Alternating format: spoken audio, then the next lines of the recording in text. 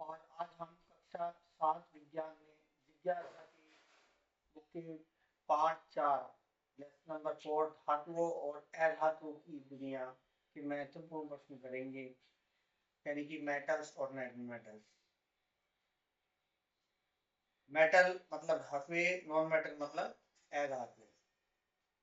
हम चारों तरफ से धातु और अधातुओं से घिरे हुए हैं। लोहा, सोना, चांदी, एल्यूमिनियम, ये सभी धातु होती हैं। और ऑक्सीजन, सल्फर, ठीक है, ये क्या होती हैं? अधातु। अध्याय आप पढ़ चुके हैं। अब हम प्रश्न उत्तर करेंगे।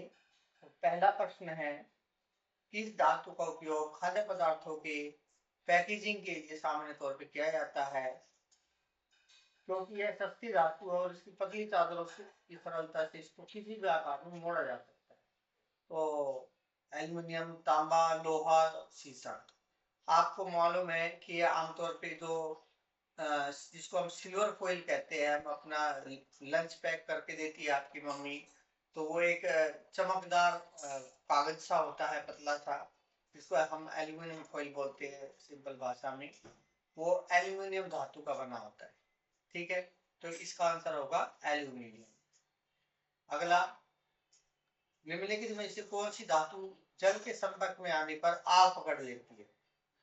देखिए, एक ऐसी चीज भी है जो पानी के साथ टच होते ही उसमें आग लग जाती है, पानी के साथ अभिक्रिया करती है, वरना अधिकतर जो वस्तुएं हैं वो पानी के साथ अभिक्रिया नहीं करती।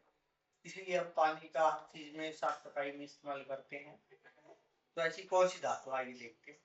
तांबा, एल्यूमिनियम, जिंक और सोल्फर।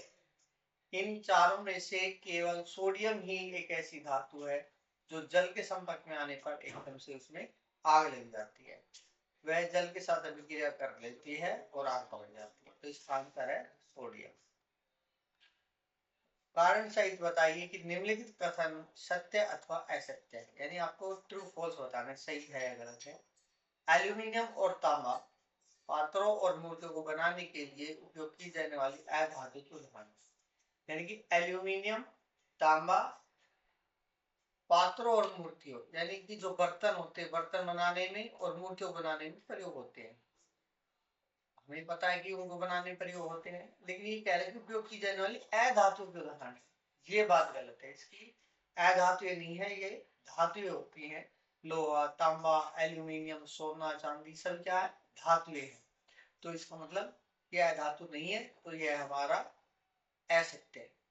अगला, धातुएं ऑक्सीजन के साथ मिलकर ऑक्साइड बनाती है, जिनका विलयन नीले लिटमस पत्र को लाल कर देता है। तो धातुएं हैं वो ऑक्सीजन के साथ मिलकर के ऑक्साइड बनाती है। अब जैसे धातु है कोई हमारी, और वो अभिक्रिया करेंगी तो क्या बनाएंगी? देखो, धातु के जो ऑक्साइड होते हैं वो सारे प्रकृति के होते हैं, ठीक है। और जो सारे प्रकृति के होते हैं, वो जो क्षार है वो क्या करते हैं? लाल लिटमस को नीला करते हैं, ना कि नीले को लाल कर सकते हैं। ठीक है, तो ये असत्य है। धातु के ऑक्साइड सारे प्रकृति के होते हैं और क्षार क्या करते हैं? तो नीले लिटमस को लाल में परिवर्तित नहीं करते, बल्कि लाल को नीला करते हैं। आपने देखा होगा जो साबुन का घोल होता है वो लाल लिटमस को नीला कर देता है, लेकिन नीले लिटमस पेपर पर उसका कोई असर नहीं होता है। तो ये हमारा असत्य है। अगला है, ऑक्सीजन श्वसन के लिए एक आवश्यक अधातु है। हाँ, बिल्कुल सही है। हमें पता है कि सभी जीवों के लिए सांस लेने के लिए ऑक्सीजन जरूरी है, चाहे वो पशु पक्षी हो चाहे इंसान हो। और ऑक्सीजन क्या होती है? अधातु होती है, गैस होती है।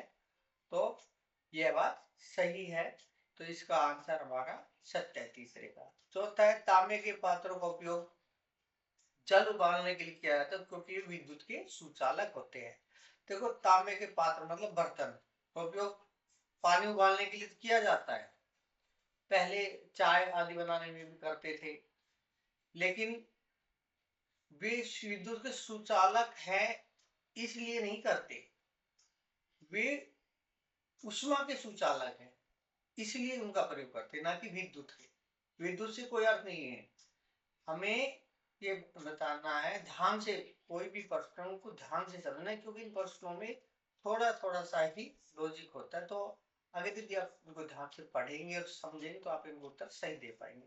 तो बाकी पूरा वाक्य सही है, लेकिन यहाँ इन्होंने ये क्या कह दिया कि विद्युत के सुचालक है, विद्युत के सुचालक होते हैं, लेकिन इस गुण का उपयोग बिजली की तारें बनाने के लिए किया जाता है, और पानी उबालने के लिए कर रहे हैं तो फिर हम इस गुण का इस्तेमाल नहीं करेंगे, हम इस्तेमाल करेंगे उष्मा के सुचालक का। तो ये उष्मा के सुचालक होते हैं, इसलिए इनका उपयोग हम पानी उबालने के लिए करते हैं।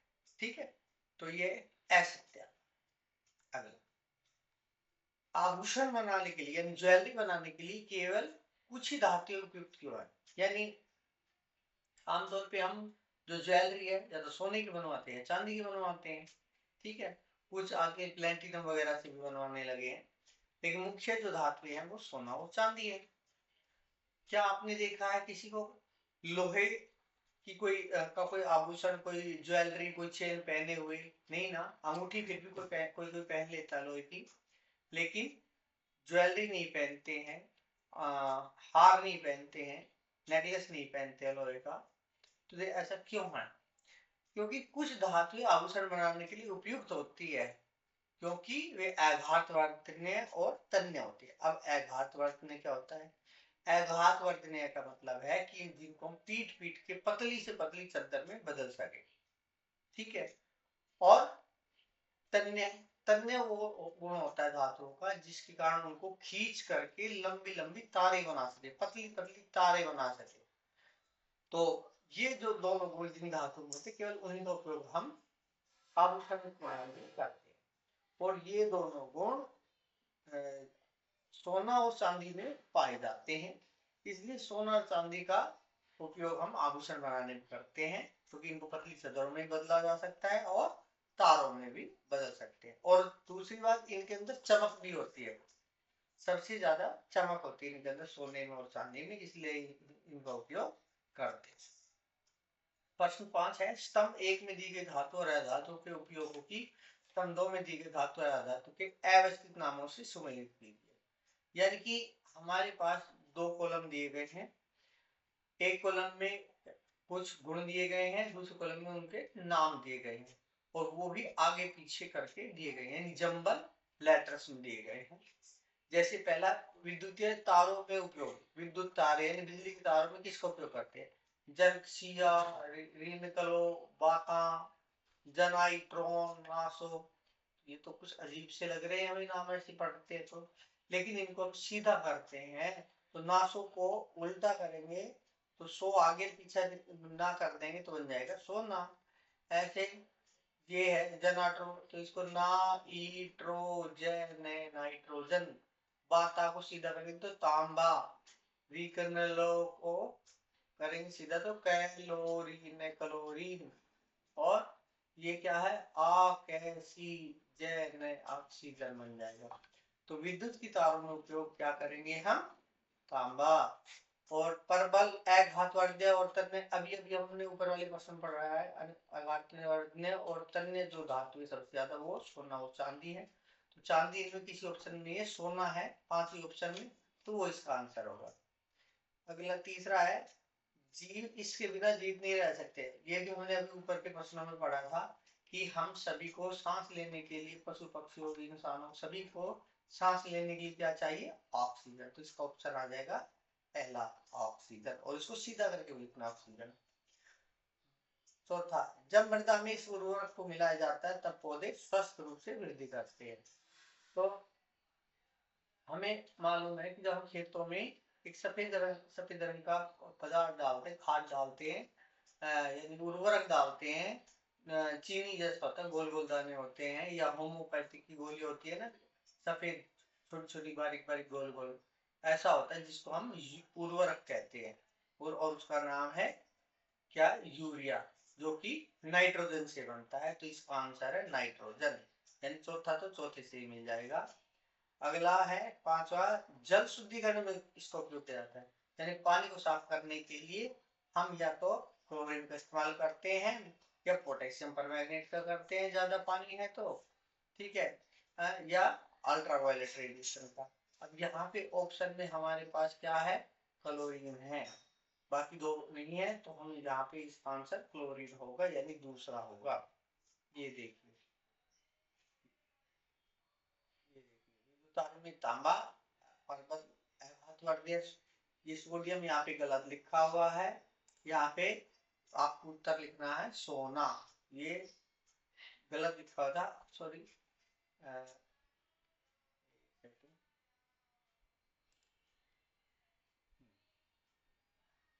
अब देखिए आप, विद्युत तारों में तांबा, प्रबल अघातवर्धनीय सोना, जी इसके बिना जी नहीं रह सकते ऑक्सीजन।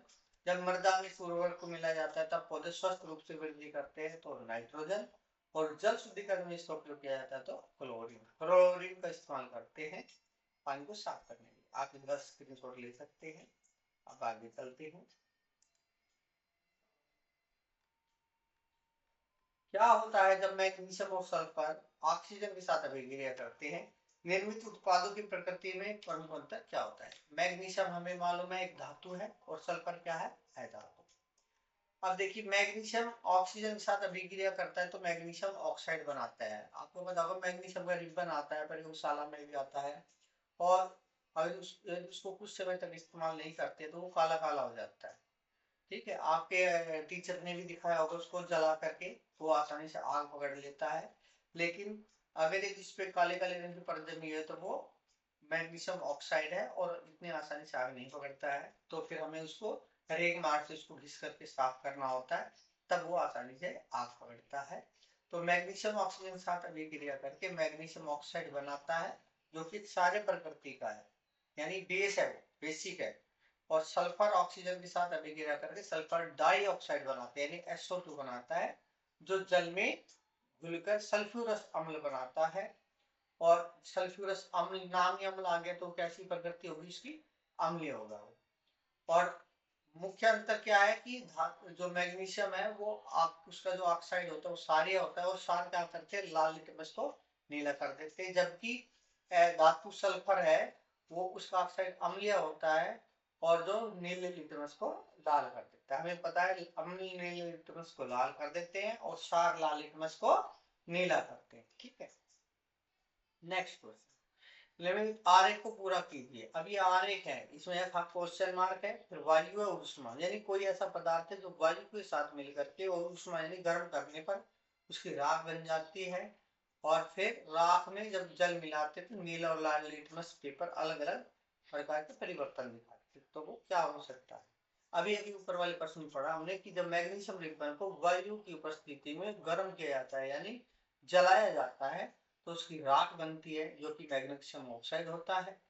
और मैग्नीशियम ऑक्साइड में जब पानी मिला देते हैं तो मैग्नीशियम हाइड्रोक्साइड बन जाता है, और मैग्नीशियम हाइड्रोक्साइड बनने पर वो जो मैग्नीशियम हाइड्रोक्साइड है वो क्या होता है, क्षार होता है। और क्षार क्या करते हैं, वो लाल लिटमस को नीला करके दिखाते हैं। तो नीला और लाल लिटमस मिलकर अलग अलग मिलाते हैं तो लाल लिटमस का रंग में परिवर्तन क्या हो जाएगा, नीला हो जाएगा। और नीला जो लिटमस पेपर उसमें कोई परिवर्तन नहीं आता है। ठीक है, नहीं। 8 प्रश्न आपकी, आपको निम्नलिखित सामग्रियां दी गई है, उनमें से जल उबालने के हेतु पात्र बनाने के लिए आप किस सामग्री का चयन सबसे उपयुक्त समझते हो और क्यों? यानी आपको कोई बर्तन बनाना है जिसमें कि आपको पानी गर्म करना है, तो आप किस चीज का बनाएंगे, लोहे का, तांबे का, सल्फर का, कोयले का, और प्लास्टिक का, लकड़ी का, या गत्ते का? तो देखिए, तांबा जो है वो सबसे अच्छा चालक है उष्मा का। अभी हमने ऊपर शुरू शुरू के प्रश्न में पढ़ा था, तो कि तांबा सबसे अच्छा क्या है, सुचालक है उष्मा का। तो वो जल्दी से पानी को गर्म कर देगा। गर्म लोहे के बर्तन में भी हो जाएगा, लेकिन लोहा क्या है, लोहे का बर्तन जल्दी से जंग पकड़ लेता है, तांबे में जल्दी से जंग भी नहीं लगता है। इसके अलावा सल्फर है, वो अधातु है, कोयला अधातु है, प्लास्टिक अधातु है, लकड़ी अधातु है, और गत्ता भी अधातु है। और अधातु क्या होती है, उष्मा की कुचालक होती है, उनमें से उष्मा नहीं गुजर सकती, और उसके अंदर कोई भी पदार्थ है वो गर्म नहीं हो सकता, इसलिए इनका उपयोग हम नहीं कर सकते। तो तांबा ऊष्मा का सुचालक है, जल्दी गर्म हो जाता है। और सल्फर, कोयला, प्लास्टिक, लकड़ी और गत्ता क्या है, ऊष्मा के सुचालक है और लोहा जंग लगने के कारण कम रुष्ट होता है। 9वां प्रश्न, आपको लोहे की 3 पीले दी गई जिनमें से प्रत्येक में तेल, जल और सिरका, यानी 3 पीले ली, टेस्ट ट्यूब में डाली, तीनों को प्रखंड में डाला, एक अलग अलग एक में तेल भर दिया, एक में जल भर दिया और एक में सिरका डाल दिया। तो बताइए किस लोहे की कीले में जंग नहीं लगेगा। तो हमें मालूम है पानी के अंदर लोहे में जंग लग जाता है। सिरका है वो भी अम्ल है, और अम्ल और लोहा क्या है, धातु है, अम्ल धातु के साथ अभिक्रिया क्रिया कर जाते हैं, तो वो भी खराब हो जाएगी। लेकिन जो तेल है उसमें जिसमें तेल डाला है उस कील में जंग नहीं लगेगा। क्यों नहीं लगेगा, क्योंकि जंग लगता है जब वायु के साथ संपर्क होता है लोहे का, और जब तेल उसमें डाल दिए तो तेल बीच में आ जाता है, लोहे और वायु के बीच में आ गया तेल, तेल की परत क्या करती है, उसको जंग लगने से बचाती है। ठीक है, अगला प्रश्न है, धातु और अधातुओं के दैनिक जीवन में उपयोग की विभिन्न गुणों के आधार पर कैसे इनको निर्धारित किया जाता है, यानी कि हम किस धातु का कहाँ पर इस्तेमाल करें या अधातु पर कहाँ पर इस्तेमाल करें और किन गुणों के आधार पर। तो देखिए धातु का उपयोग उनकी कठोरता, द्वितीय में, कठोर मतलब हार्डनेस, द्वितीय मतलब चमक, उनके अंदर कितनी चमक है, लस्त्रस, और आघातवर्धनीयता, यानी कि कितना उनको पीट पीट कर पतली चादरों में बदला जा सकता है, और तन्यता यानी उनकी कितनी लंबी लंबी तारें बनाई जा सकती है खींच करके, और उष्मा और विद्युत की चालक, यानी कितने उष्मा को यानी गर्मी को एक जगह से दूसरी जगह ट्रांसफर कर सकते हैं, भेज सकते हैं, और विद्युत, विद्युत किस किस में से गुजर सकती है, यानी विद्युत के चालक कौन कौन है, कंडक्टर, इनके कारण के आधार पर बर्तन, तार और उपकरण बनाने में प्रयोग होता है। अधातुएं जैसे ऑक्सीजन, नाइट्रोजन और क्लोरीन, ये ऑक्सीजन सांस लेने में काम आती है, नाइट्रोजन उर्वरक बनाने के काम आती है, और क्लोरीन का उपयोग हम जल को शुद्ध करने में करते हैं। तो ये धातु और अधातु के कुछ उपयोग हो गए। अब है अगला प्रश्न, 11वां, लोहे को जंग लगने से बचाने के उपाय में से एक है कि उस पर जिंक की धातु की पतली परत चढ़ाना, यानी धातु के ऊपर जिंक की पतली परत चढ़ा दे तो उनको जल्दी से जंग नहीं लगता है। क्योंकि सल्फर जल के साथ अभिक्रिया नहीं करता, तो क्या इसका उपयोग कर सकते हैं इसके लिए, नहीं कर सकते। सल्फर का उपयोग लोहे से जंग बचाने के लिए नहीं कर सकते, क्योंकि यह अधातु है, और अधातु क्या है, जंग प्रतिरोधी सुरक्षात्मक परत नहीं बनाता, उसकी परत नहीं बनेगी। और जैसे कि जिंक है वो पूरी परत बना देते, पूरी तरह से उसके साथ चिपक जाएगा, छूटेगा नहीं एक बार परत चढ़ने के बाद, लेकिन सल्फर की परत टिक नहीं पाएगी, इसलिए हम सल्फर का उपयोग नहीं कर सकते। अब कोई लोहार है वो उपकरण बनाने के लिए लोहे को गर्म करता है, उसको मान लो कोई खुरपा दराती बनाना है तो पहले उसको गर्म करता है, फिर उसको क्या कूट कूट के पतला करता है।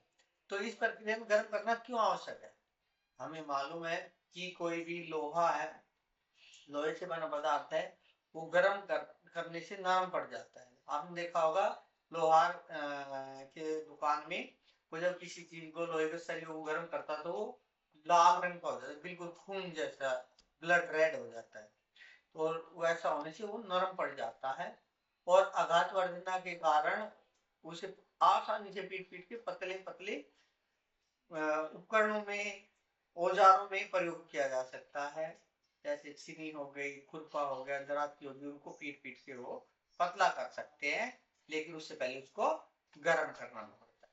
ठीक है, तो बच्चों ये हमारे चौथे पाठ के प्रश्न उत्तर हो गए हैं कक्षा 7 के, और हमारे पाठ का नाम था धातु और अधातुओं का की दुनिया या संसार। ठीक है, फिर भी कोई डाउट हो तो आप कमेंट करके पूछ सकते हैं, और इसी के साथ आपका बहुत बहुत धन्यवाद।